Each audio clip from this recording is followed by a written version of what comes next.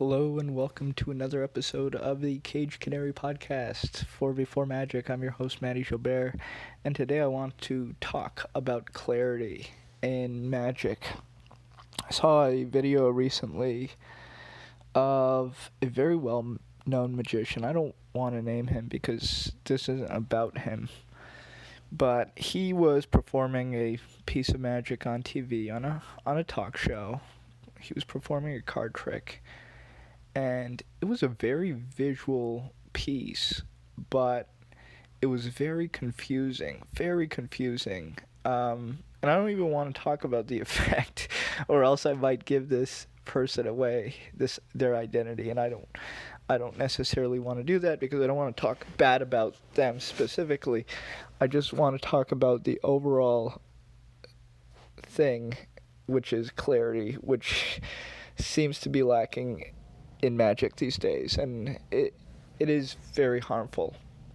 So this guy, without any reason, oh hey, can you please sign these two cards and we'll rip them together, and it just made no sense. I mean, this performance and the effect at the end was very visual. It was a cool effect, but there was no point to the procedure. There was no reason for going from one thing to another. It just was a jumbled mess on TV.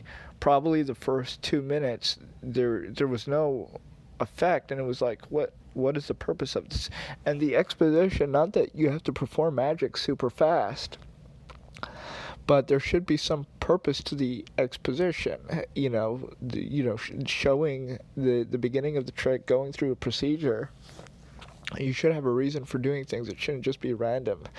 One of the biggest violators of this, and I will name him just because his routines are so ridiculously convoluted, is Darwin Ortiz.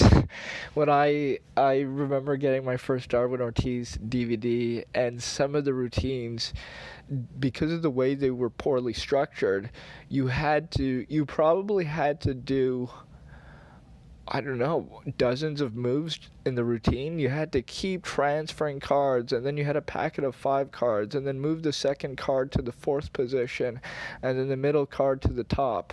And it was just like the most chaotic thing where you had to keep changing position of cards and getting them to different places, and it didn't add anything to the effect. You just needed those cards to be in those position in order to go on with the effect. So it wasn't structured properly. There was a lot of wasted action, and it was just a total mess. No offense to Darwin Ortiz, I like some of his magic, but there were a lot of routines that were very poorly structured.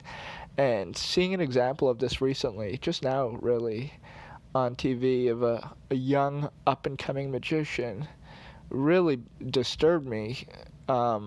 I believe that magic should have a reason. You have to think about what magic is. Before we talk about clarity and we talk about procedure and we talk about all these things, I think it's important to talk about what magic is. Magic is you doing the impossible actualized. You are the magician doing impossible things, and you're demonstrating that for your audience. Okay, that's a very powerful concept, although, I'm sort of rushing through it to get to the point. We need to have that in mind when we are performing. And why is clarity important? So clarity is, to me, probably the most important things in magic. No matter what branch of magic you're doing, clarity is key. Clarity shows the audience the initial conditions. That's the expositionary phase. You're doing something. You show the audience a normal condition or a chaotic condition or whatever condition you're showing. You're showing it so the audience can understand what condition whatever you are showing is. Maybe the box is empty. Maybe it's full. Maybe, there's nothing under this handkerchief. Maybe there's a box under this handkerchief. Whatever the exposition is. Oh, look at this deck of cards. It's a normal deck. Oh, they're all, out of order. Or there's cards face up and face down. Whatever the exposition is, you're showing the condition, the initial condition, And then along that course, you are performing magic, you're doing a magic gesture, something is taking place in order to take that initial condition and turn it upside down. You know, maybe the deck is all face up, face down, mixed, it's a complete mess, and then you snap your fingers and all the cards are now in one direction once again. Okay?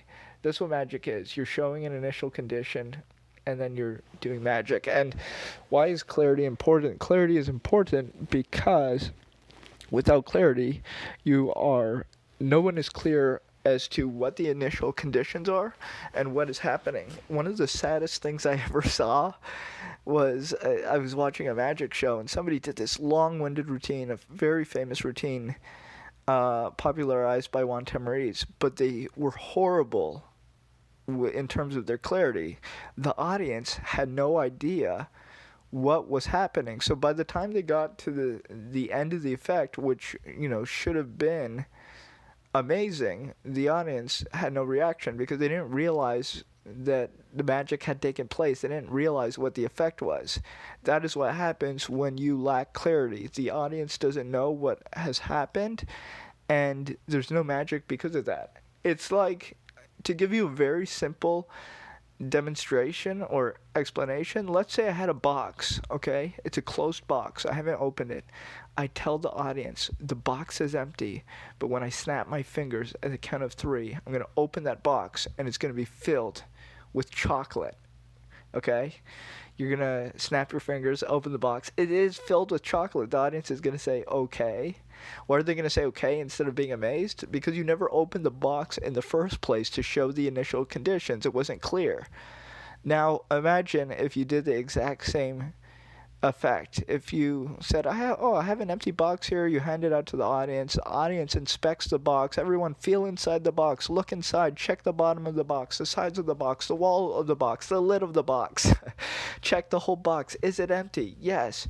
Is anybody here hungry? Yes, I'm hungry. What would you like? Well, I don't want a full meal, maybe I'd like a little piece of chocolate. Watch, close the box. This box was empty. And you said you wanted chocolate. I asked you what you wanted. You could have chosen anything, but you chose chocolate. Now the box was empty. You just checked the box. If we wait just a little bit, your wish come true. Open the box. What's inside the box? The box is now filled with chocolate. Your wish is my command. You know, you produce chocolate into that box. It's very clear. Even though it's a very simple routine, it's very clear. We need clarity. It's so important in magic, and the easiest way to create clarity is to slow down, to show each phase. First of all, your trick should have some sort of logic to it. There should be some sort of narrative. And the narrative can have a story. Sometimes a story helps the narrative. Depends on what you're doing. Or you don't have to have a narrative at all.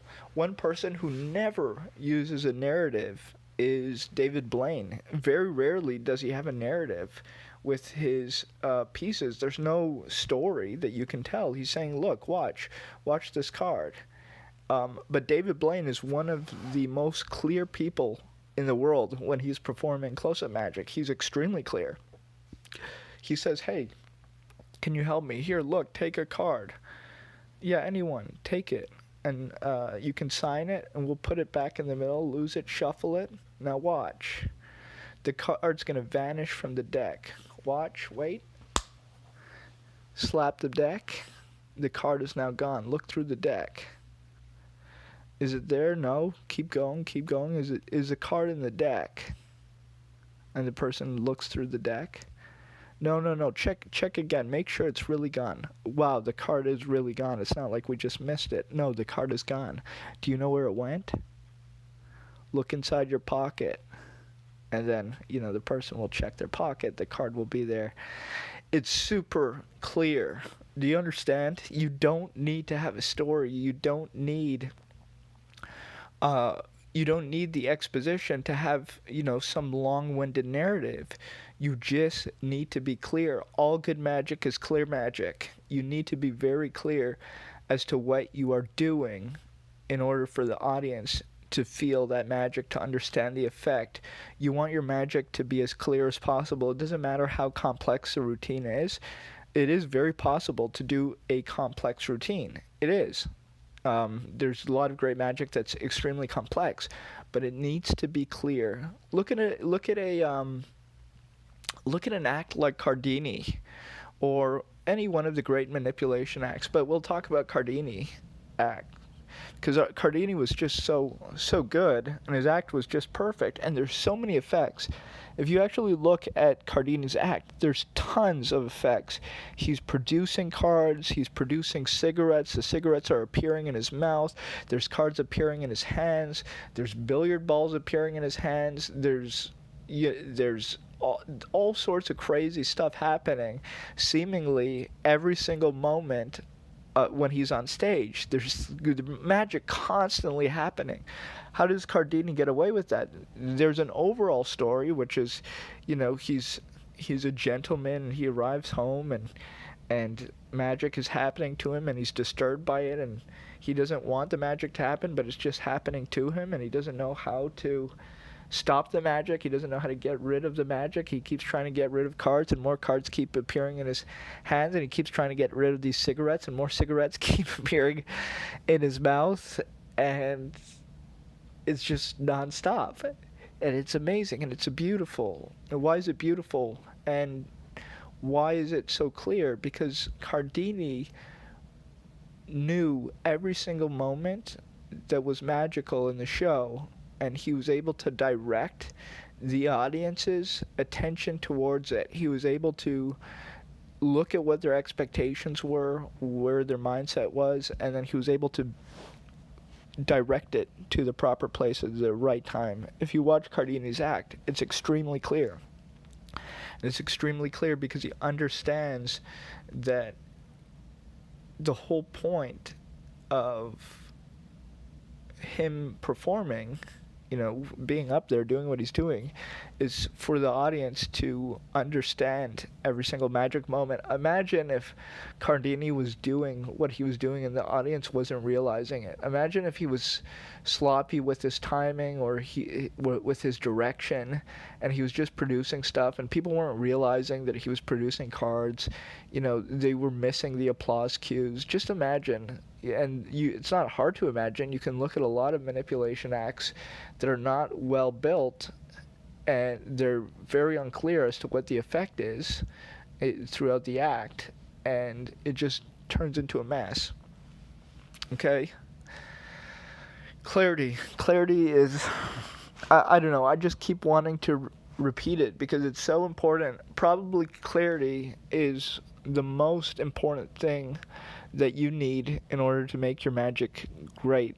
Just look at whatever magic you're doing, slow it down, and see how you can make it more clear. You must make the magic more clear. It just takes time. It takes mental focus. Look at the magic. Look at the pieces. Make them more clear. Your audience will thank you. You will do better as a magician. Your pieces of magic will become stronger. You can take very simple tricks, and probably the two guys who you can look at for inspiration as to how much they can do with so little, David Blaine and Uri Geller. They do effects that are so small, really small, simple effects, but the effects are so clear and they're presented so well in front of the audience. They really are presented with a crystal clear amount of clarity that the audience, follows it, and the impact is so strong because of the clarity.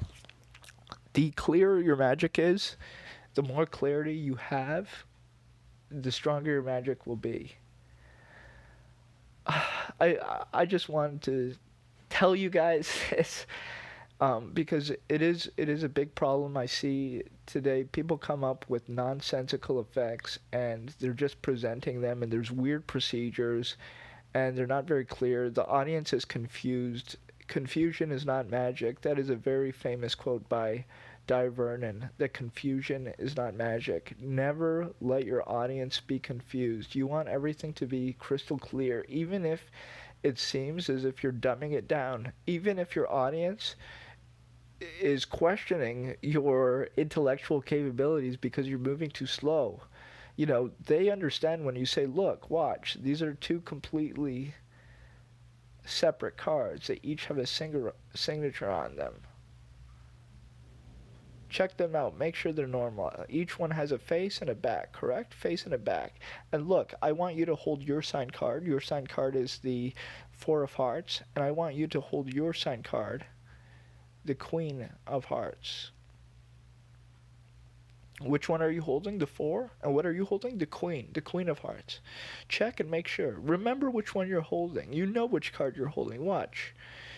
You know what card you're holding, correct? Yes, you just checked. If we snap our fingers, the two cards are now going to change places. Not yet, but wait. Snap. Right now, the two cards have changed places. You were holding the Four and you were holding the Queen. Turn over your card. Now you're holding the Queen. And what are you holding? The Four of Hearts. Thank you very much, ladies and gentlemen. Okay, it's so easy to make the effect clearer. You just need to look at the effect and break things down, even if you're oversimplifying it for the audience. And this can apply to anything. Imagine making a coin vanish from, your hand, from one hand to another. Look, I have one coin in this hand. My other hand is empty. Watch the hand with the coin. Watch the hand that's empty. I'm going to close the hand that's empty. It is now closed. Look at the coin that has the hand in it. It's open and it's going to close. Watch, I'm going to turn my wrists over. My hands never touch. The hand that was just holding the coin is now empty. Watch as I open it. It is now empty. The coin is gone. Now the hand that was empty, that is still closed, has the coin, even though they never touched, even though I never put the coin inside of it. Watch as I slowly open my fingers and you can see that coin. The coin has traveled. Okay, you're taking something so simple and you're turning it into something so much more powerful by really breaking it down. You have your voice. You have also your eyes. You have so many ways to direct the audience, to tell them that story of what is happening, to communicate the effect. Don't be somebody who's performing tons of magic effects and getting underwhelming applause or acclaim or whatever reaction, whatever you want to call it. You want every single piece of magic that you do to be powerful. You want it to have an impact. If your magic is not having an impact, take that piece home right away and work on it. If any single piece of magic that you're doing is not having an extremely strong and powerful effect on your audience, go home and work on it, because there's something wrong. You are performing magic. You're a magician. You're doing the impossible. You're doing miracles in front of their very eyes. They're holding the props. They're touching things. The impossible is happening. If you can't present that in a manner in which it's strong, you need to work on that. Your presentation needs work. The effect needs work. The presentation, the clarity of the effect, all that stuff needs to be worked on. So go home and work on it. That does not deserve to be an underwhelming experience. None of the magic that you ever do should be underwhelming under any circumstance. Every piece should be powerful. Every piece should be strong. Now, there's some pieces that have humor and different emotions. That's fine. But it should be impossible. Everything should feel impossible. Everything should feel amazing and incredible. Nothing should be like, oh, I'm confused. What was the coin, and where was? I don't know. I didn't see where he put the coin. Did he put the? I don't know. But the coin appeared there, and then, did he shuffle the cards? Was that? I don't really understand what happened with the effect. You don't want your audience to be confused. Okay, you do not need that. Your audience doesn't need that. It does nothing for your magic. Imagine if David Copperfield, came out on stage and he was doing the. Let's see one of David Copperfield's great illusions. Let's say he was doing the the I can't even remember David Copperfield's magic. The rose trick, the trick that he does in the show with the song, and he folds a paper rose, he folds it out of like a napkin, he makes a rose for a lady, and then he lights that rose, it turns into a real rose. Okay, imagine if David Copperfield just took out some paper, he didn't look at the girl, there was nothing going on, he was just fumbling with some paper, it didn't look like a flower, and then all of a sudden it turned into a flower, but he didn't really show the flower, you just saw that he was holding something in his hands, and then he just handed it to her and he smiled, and and then the flower, or the paper flower, started like floating. It'd just be a mess. David Copperfield is not a mess. David Copperfield's a smart guy. He understands magic, and he understands clarity, and he makes things as powerful as he can. This is what we need to do. We need to look at our effects, take it slow, see it from the audience's eyes, record yourself performing. Look at the audience. Don't look at yourself. Look at yourself. There's a time to look at yourself, and there's a time to look at the audience. When you look at the audience's eyes, you can follow their train of thought. You can almost read their mind watching the audience. You literally can read their mind, because you're creating a story for them and you're watching them follow that story. And you sort of are reading their mind, because you know what is going on in their mind at that moment. And when magic does happen, you always see when those thoughts connect in the brains of the audience. It's pretty funny to see it click.